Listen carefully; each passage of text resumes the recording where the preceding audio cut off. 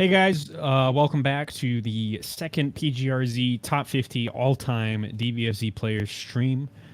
Today we are going to be going over number 40 through 31. I am joined once again with Beast Coast LordKnight and Rynge. If you guys want to introduce yourselves again for the stream. Go ahead, okay. Oh, thank you. I was about to say, what's up? What's going on, everybody? LK here. Know how it do. Doing more of the rankings. Yeah, I'm Rynge. I'm excited to get back to the PGRZ rankings again, 40 through 31 this week. Remember, you can use !PGRZ in the chat to look up the article and follow along as we break down 40 through 31 today. Glad to be back. Yeah, happy to have you guys. Forgot to introduce myself, but I'm sure Panda Global stream probably don't really need to, but I'm Nakkiel, DBFZ player for Panda Global. So we're going to jump right into the list here, starting with number 40. We have free agent from Japan. We have Kana. Pretty new Dragon Ball FighterZ player, new fighting game player in general, I think. But had some pretty strong showings throughout Season 1 and Season 2. With some very notable wins against players like the Kill Sage, Nokami, Cho, or you may also know Cho as Superboy, Mato, and Aoliun. They came in 17th in Season 1 at EVO, 25th at a World Tour event in Japan. Season 2, they came in 17th at EVO again, pretty consistent placing there. And then once again at Red Bull Japan World Tour event, they came in at 33rd. Yeah, from what I can tell with Kana, right, he's pretty much a top 32 placer, but very consistent. Was just netted him the 40th spot here on our list, especially doing it from Season 1 and Season 2. He's played a team that has been solid pretty much every patch, so no surprise to see him stay consistent. Hopefully we see him rise in the rankings in DBFZ's future. But yeah, man, I'm a big fan of him. I'm a big fan of all the photos we get for this article from Anime Illuminati, always from the Red Bull Tuesday sphere and whatnot. So yeah, he's just been a very consistent performer, but maybe he can break through that plateau that he's kind of found himself stuck at. Yeah, Kana actually has some pretty big wins too. Some pretty big upsets under his belt. Always really good to see. Japanese players, they're like pretty explosive. Like they can just kind of come out of nowhere and beat like really well established players, and Kana's really good at that. So really, like the last thing he has to do is like what you said, right? It's just like break that plateau a little bit, just slowly push his way up. He's already really consistent right now, so he could definitely do it. Yeah, and throughout Season 1 and Season 2, he was also really consistent with his team picks, right? He pretty much stuck to his guns with Kid Buu, Bardock, SSJ Goku for pretty much the entirety of the game's life so far. I haven't seen what he's been messing around with in Season 3, if he's messing around with it at all. But yeah, he has a lot of strong showings at tournaments. He always did pretty well at Fighting Tuesdays, the locals, when he was there. And not on the list as well is that he had some pretty good showings at LCQ last year, 2019 LCQs, right? Yeah, most definitely. Yeah, can't wait to see more of him, whether that be on like the online Fighting Tuesdays or tournaments when they come back. But we'll go ahead and move on to 39 here. We have another free agent from Japan. Love this dude. He's my son. We have Taco. Pretty much a Japan's wonder child for DBFZ. Is that Taco? Very big thing to note is that he is only 15 years old. I think he may be 16 now. Had a birthday pass up recently or something. So that's why he's my son, right? I joked about him with that a few times, but very, very strong player. Came in at 17th at EVO in Season 2, 5th at World Tour Japan, 9th at KBOX TSB, 5th at Rev Major. Pretty much came out swinging. No one really saw him in Season 1. I'm not even sure if he was playing back then, but he has some very strong wins with the Kill Sage, Kaimato, B, Matoi, Kane under his belt. Really just a strong player in general. Yeah, I would say he's also your son because he's an adult Gohan player, right? That's his juice. Taco leading the way with Season 1 and Season 2. And yeah, I haven't really recalled any matches I've seen from him in Season 1, but it seems like from the information we have, He did rock a Gohan back then, but in season 2, those placings are just phenomenal, right? 17th Evo all the way down through the list, pretty much top 16 or top 8 all the way through. So just the fact that he's gotten this high with pretty much only season 2 performances, I think says a lot about just his ability. As you guys said before, Japanese players are very explosive. This kid is no different. And this kid, man, I can't believe he's only 15, 16 years old with how seasoned he seems in fighting games already. So yeah, very impressive throughout season 2. Yeah, this is somebody that, like, if there was already season 3 tournaments, you definitely still would be hearing about him. Funny is that so there's the Melted Blood Evo champ Garu was the person who introduced me to Taco, and he said in English to me, "This is the future of Dragon Ball." That's what he said about Taco. Last time a Japanese player told me that a kid, like literally like a 15, 16-year-old, was the future of a game was Galileo, who's already on the list, telling me that Fenrich would be the future of Japanese fighting games. So his future is definitely looking really, really bright, I would say. Yeah, most definitely. Because yeah, I'm definitely sure we'll wind up talking about Fenrich much deeper into these lists. Yeah. But yeah, when he came out swinging Blaze Blue back then, he was also like 16, 17. Yeah, 16, 17. Somewhere around there. Like, pretty much high school kid, right? And so that's something Taco is actually going to be dealing with throughout season 3 that he stated himself is that he, even if tournaments were happening right now outside of the pandemic, is that he was not likely going to be competing this year due to focusing on school. But even so, I wholly believe he will show up later on once he has some free time and start crushing it again, making a big name of himself. 100. Speaking of young players, again, making big names for themselves, we're going to move on to 38, hailing from France. We have Burning Head's Kaiden. You may know him as a big upset name, pretty much in season 2, especially with the cooler on his team. Very strong player. Came in at 33rd at UFA in season 1. However, in season 2, his placings shot way up the list. He had 7th at Red Bull Spain, 9th at UFA season 2, and 3rd at the World Tour Finals LCQ. He has some really strong wins against Bombabon, B, Aliun, Noka, and another regional player, Obi Assassin. Yeah, most definitely. Kaiden has been really showing out in season 2. We talked a little bit on our last PGRZ roundtable about how the EU guys got a lot more opportunity here in season 2, right? Because of the spreading out of the tour and not just tournaments predominantly taking place in the US. So because of that, I think Kaiden really got a chance to grow as a player, especially in that region of France, who I think really stepped it up and I think just got a lot of momentum behind them in season 2 with how good Wawa was performing and how good in general just the region was. So I think that really motivated them as a group and really just elevated everyone in the entire region, and they showed out in season 2. It was dope to see. And Kaiden, again, playing very unorthodox styles, right, outside of the box. He had the GT Goku, but besides that, he had the 18, he had the cooler. Definitely a little bit of a different flavor than you're used to seeing, and it's always dope to see it. Mm-hmm. Yeah, I've actually played against him in tournament more than once. He's a ridiculous player. One of the things that really stand out to me is not just his confidence and his decision making, but also how fast he plays. So, like, personally, I don't like playing very quickly. I like seeing what's going on. I make choices based off what's going on. But he has like a lot of instinct. Like, he is really confident in what he's going to do, and like he's just going to do it. And because of the nature of his team, it's kind of hard to deal with because he has like so many defensive things that he has, especially with 18 and cooler. It's just a really interesting play style. He had a lot of really, really big upsets this year too. So I'm pretty happy for him. He did really, really well, I think. Yeah, I think he will probably rise up the list as the game goes on. He's a very strong player. Like Rynge mentioned that we talked about this last stream as well, is that after season 1, Europe really, really, really stepped it up in season 2. Their players started just getting better results, period. Even considering in season 1 they didn't have as many events to go to.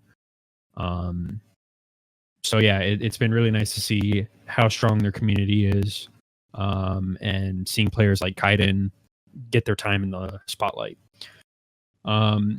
Moving over at 37, we have another European player, currently a free agent. We have Obi Assassin, pretty much one of the premier hit players in competitive DBFZ.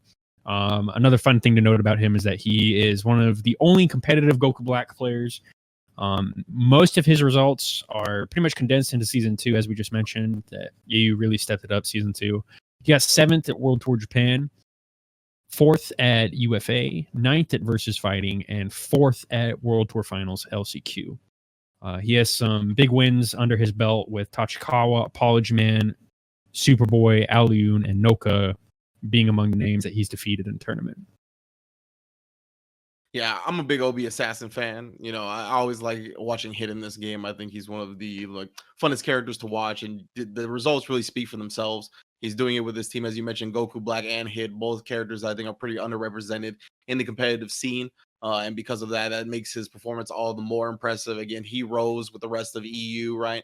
Really showing out in Season 2. And I really do think with how much momentum they got, I think everybody was just super motivated and in a very good mental space to do well in Season 2. And they all performed phenomenally. So just a big ups to Obi Assassin. I'm a big fan. I can't wait to see more of him, whether it be on the online tournaments that they're running or offline tournaments when we get back to it.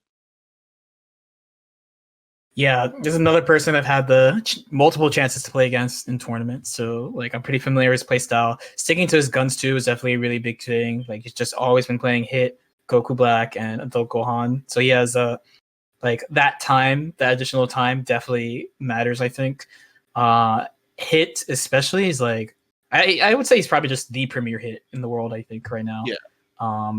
And that, again, just similar to Kaiden, he forces you to play a different way because of his team and his approach, like his defensive approach to the game.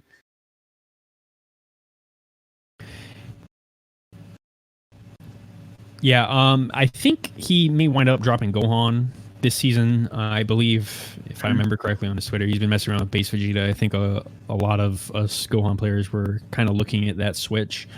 But I think... I don't know his feelings on Season 3 Hit or Goku Black. But overall, very strong player. Usually picks a pretty interesting team, as you can see. So definitely a player to look out for, especially if you are looking for something that's usually a little off meta. He seems to gravitate towards that a lot more than most professional players. So coming in at 36, we actually have probably, in my opinion, one of the most interesting placements so far. Is we have a player who hasn't really shown at any tournaments in Season 2 for DBFC is Kubo, one of the top 8 finalists for EVO in Season 1. Also got 9th at KVOX TSB, but pretty much moved on to other games after Season 1. Was pretty well known back then for his Adult Gohan play. And also a very historied anime fighting game player. If you look at pretty much any anime fighting games history, you will see that Kubo has at least been a pretty strong player in all of them. Yeah, I was going to say that's probably the characteristic that stands out the most to me is that he's not a one-game man, right? This guy is a professional at pretty much everything he touches, and he's been touching a lot of other games lately. So we didn't really get to see him much in Season 2, but just the results in Season 1 have netted him a 36th place in the overall rankings. I think that really speaks for itself. And I remember specifically one of the victories he picked up was at EVO over Reynolds, my SoCal brethren, where it just broke my heart. I was watching in the front row, and Kuba, like he's done so many times, has came in and crushed dreams. So yeah, it'd be dope to see him back in Dragon Ball FighterZ. Of course, we're not sure if that's going to happen. But yeah, I mean, it was dope while we had him, for sure. Yep, Kubo's definitely an anime god. Like any game you see him, not only does he always do well, but he always picks really, really, really cheap characters. So especially looking at his Season 1 team, right? Adult Gohan, 16, SSJ, like with our current knowledge at that time, that's obviously a super strong team. So he definitely knew what he was doing. I think he performed really well in Season 1. And right now he's playing Grand Blue Fantasy Versus right now. Been taking names. Yeah, so I think he's pretty much focused on BB Tag right now. Probably Grand Blue versus now that that's out and seeing some online tournaments. But I'm not sure if he'll ever come back to DBFZ. if he ever plans to, or if he's interested at all. But definitely again, history and anime player. You can see him playing a lot of different games. We'll go ahead and we'll move on to 35. We have France's Team Oplon Noka, very strong European player. One of my personal favorites, also being a Gohan player, although that's not shown on the list here. He actually has a pretty interesting history with video games. Although you probably need to go ask him himself. They're not related to fighting games. But season 2, he really showed up with his placings at World Tour Spain. He got 9th. UFA, he got 9th. Celtic Throwdown, he got 13th. And at CEO, he got 17th. He has some big wins over Shanks, the Kill Sage, Bombabon, Apology Man, and B.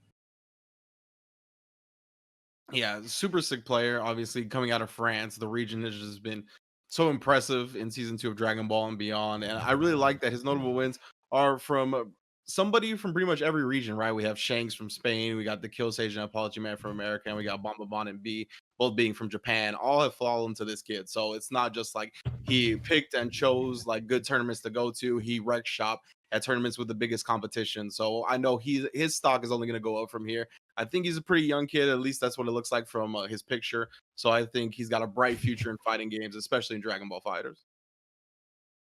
Yeah, Noka's really sick. Like, honestly, a lot of the French players, they have a few things in common. Like, most of them play uncommon builds, uncommon team compositions, stuff like that. Most of them have pretty interesting play styles. Most of them are pretty young, too, on top of that. Like, between, like, 18 to, like, 22 or 23. So, all play each other, all grind with each other. So, I see just all of them. Like, Noka is definitely one of the main shining examples, I would say, for France, besides Kaiden and obviously someone like Wawa. He could definitely do more in this game too, as long as he keeps on going. Yeah, and he has had some really good showings at other tournaments pretty much throughout the year, right? So like a lot of these things as we get deeper into these lists is that even outside of their notable placements at the big tournaments is that there are many other tournaments that these players have done well at. And so he's definitely no slouch, and he's a very strong player, very consistent, and pretty much look forward to him in whatever he plays in because he definitely has history in not only Dragon Ball FighterZ. We'll jump over to 34 here with another free agent from Japan. We have Mochi Mochi. He has some very strong showings at Season 1, EVO 13th, KVOX TSV 7th, SEAM 9th place, and Tokyo Game Show 2018 was 5th place with some wins over Fenrich, Apology Man, Soji, and Matoi. Pretty well known as being one of the best, if not the best 21 player amongst the names of like Leffen, and I think that's about it as far as the people that were competing with her, right? Yeah. No Kami for a little bit in season 1. Oh yeah, no Kami, right. But yeah, I mean, this is definitely the person that I researched a lot when it came to Android 21 footage, the person that I would look for. He also has probably got my favorite picture so far in our PGRZ, just the how the key blast charge up. That's pretty cool. But yeah, he's got notable victories as does everybody else on this list, right? Incredible placings in season 1, especially. I would love to see him show out with Android 21 in this season as well. Hopefully we get to see that. But yeah, he was definitely who I looked for the most when it came to that character back in the day. Yeah, he's definitely one of the original 21s. Actually, like a bunch of people. So like Nokami, Mochi Mochi, Matoi, and Leffen were probably the main ones. Yeah, main those guard. probably the big ones. Yeah, and he also like he's like a super tech monster. That's like the main reason why I followed him. He was like the original person who found the answer for ghosts back in season 1. So he definitely was like a student of the game, which I really, really respect. Yeah, very technical player. Not really sure what he's been up to recently or if he plans on coming back at all. I also believe he started with Dragon Ball. I'm unsure. Do you know, LK? I'm actually not sure. No, I'm not sure. Yeah, so possibly one of those breakout players from Dragon Ball FighterZ. You know, that happened to a lot of people where they weren't really into fighting games, and then Dragon Ball FighterZ came out, and the IP was just so strong it got a lot of new players joining in. who all happen to be really strong fighting game players. So we'll go ahead and we'll jump over to 33 here. We have a very history player coming up from Japan. We have Geeks Pro Gaming Galileo. We know him previously as the Evo champion for BlazBlue in 2014. Very, very strong anime fighting game player. Showed up really strong in season 1 for Dragon Ball FighterZ. Got 3rd at UFA, 17th at Evo, 7th at Versus Fighting, and 13th at World Tour Japan. He has some very long list of strong wins against Shanks, Nakkiel Sage, Polishman, Super Noon, Soji, along with plenty of other players. Yeah, Galileo is one of those players that's been fortunate enough to travel from season 1, right? He went to a lot of the tournaments. He's played the world's competition, whether it be from Japan, US, or Europe. He's pretty much faced them all. He's taken big wins off everybody, as you can see on the notable wins, and just his overall placings being very impressive on top of that. And I mean, we alluded to it earlier that he's got a storied history in fighting games. So this is no surprise to see him this high ranked on the PGRZ, and just how good he was at Dragon Ball when he played it a lot. Nowadays, again, not so much, but hopefully we see Galileo back and better than ever. Yeah, Galileo's super sick. Mocha's teammate from season 1, right? Both on Team Ponos.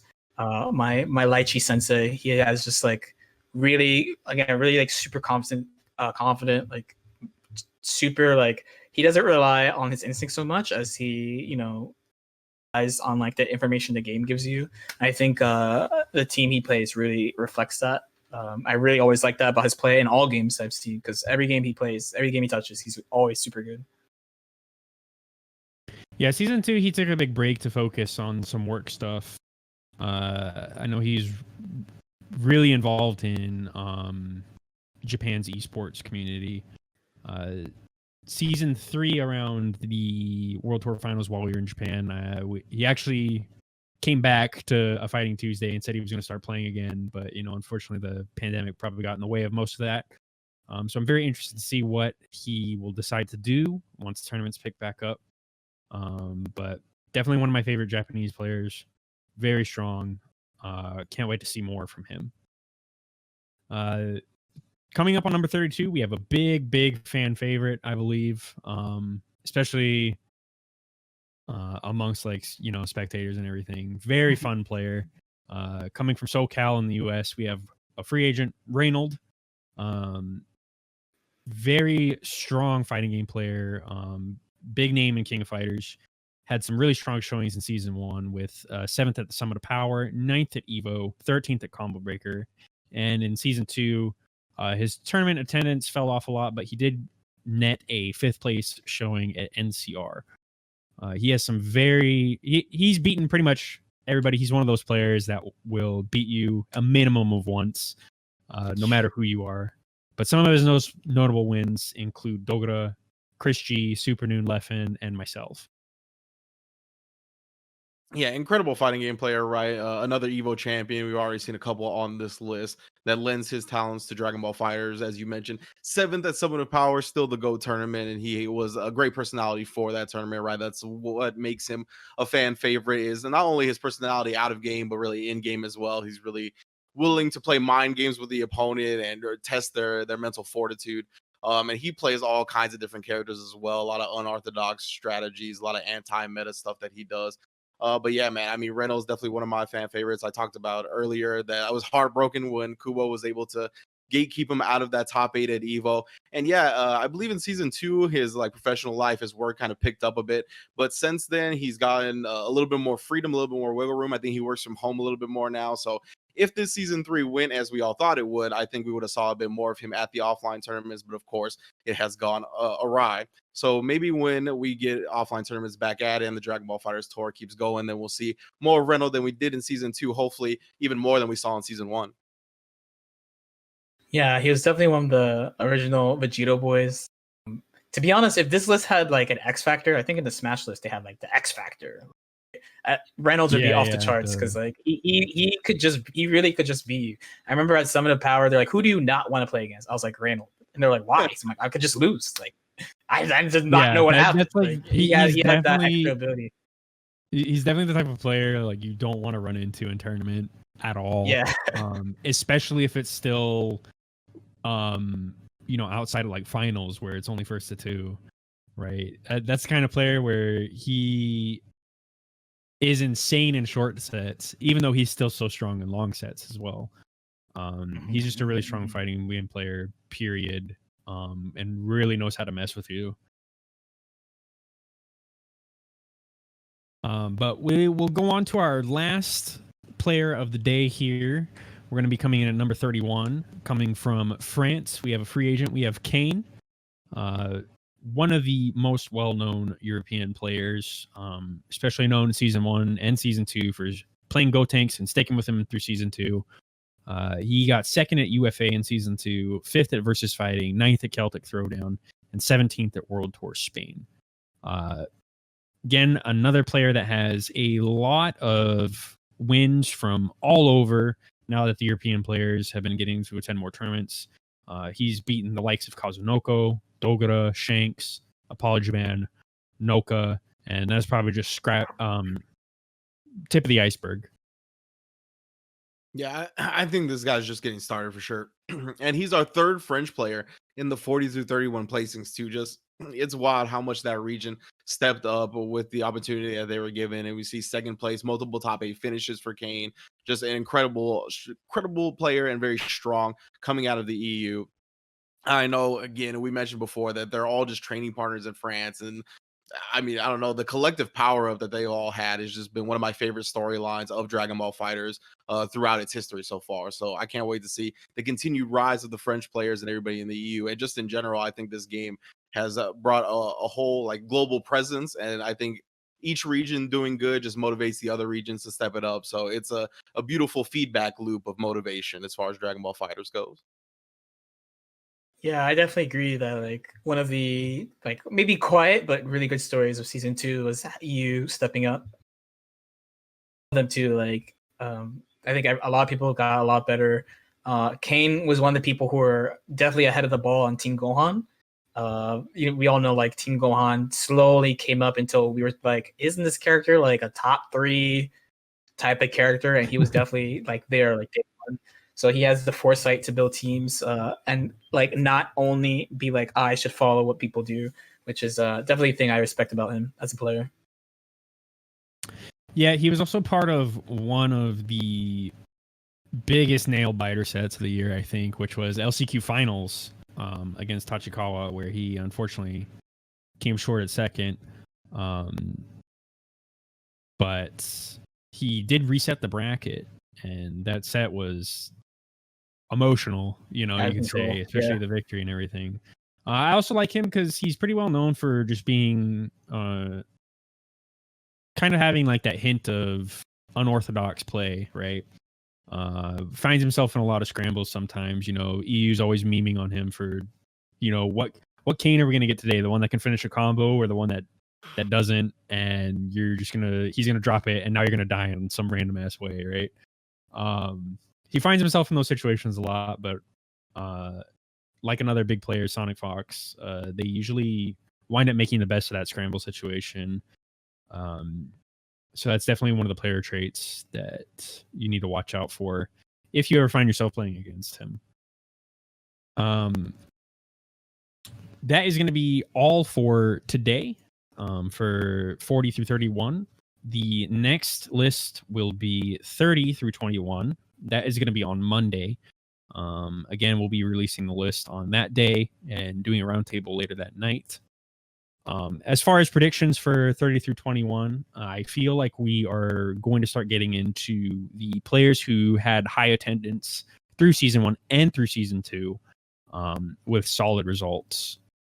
Probably a pretty safe bet, judging how this list today was kind of right about where we thought it would be from last stream, which was a lot of the EU players who were not fortunate enough to be able to travel in Season 1. And then players who showed up big in Season 1 and then kind of either just stopped playing the game or fell off a bit in Season 2. I'll start with Rynge. Who do you think are the names that you are going to be catching on Monday on the list? That's what I've been sitting here thinking since we ran down the last participant here. I got a couple of names that maybe, again, I think I'm kind of lowballing them. They could be a bit higher. I'm thinking maybe like a Chris G. I think Soji perhaps. Maybe Nakkiel. Um, I'm not sure, to be honest. It's definitely hard because I could see a lot of the people I named being in the top 20. So because of that, it's definitely getting down to the nitty gritty. And again, as you mentioned, it's going to be determined by consistency when it comes to just arriving at tournaments and then placing in them, right? So I do think we'll see a bit more familiar faces from both seasons. But yeah, it's hard. I'll say those three for now. Yeah, I think it's pretty tough to think about as well. I saw people today that I was expecting to see, and I saw people today that I was not expecting to see. There were a couple of people that I thought of as I think this person would be higher, but they appeared today. I feel like probably on the bottom half of 30 through 21, you'll see like the last remnants of like, I only did well in season 2, or I only did well in season 1. Like the very, I think there's probably like a couple more left over. And then once you start going into like the people who are like top 25, you're going to start seeing a lot of like very, very, very familiar faces, I think. Yeah, a lot of competitive placings, especially throughout season 2.